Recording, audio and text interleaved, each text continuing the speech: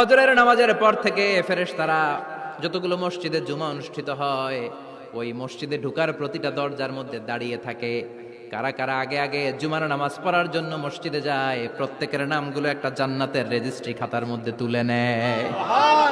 এই নামগুলো স্পেশালি আল্লাহর কাছে পাঠানোর জন্য। সুবহানাল্লাহ কইবেন না?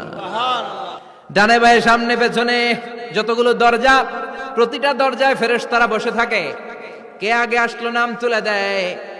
তুলতে তুলতে তুলতে তুলতে খতিব সাহেব যখন খুতবা দেওয়ার জন্য মিম্বারে যেয়ে বসে যায়, ফেরেশতারা তাদের খাতা বন্ধ করে তারাও খতিব সাহেবের সামনে জুমার খুতবা শোনার জন্য বসে যায়। পড়েন সুবহানাল্লাহ।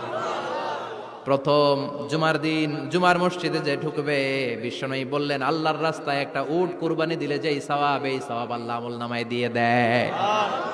দ্বিতীয় পর্যায়ে যে ঢুকে, বিশ্বনবী বললেন বাকারা, গরু কুরবানির সওয়াব পায়। 3 নম্বরে যে ঢুকবে, বিশ্বনবী বললেন কাপসা,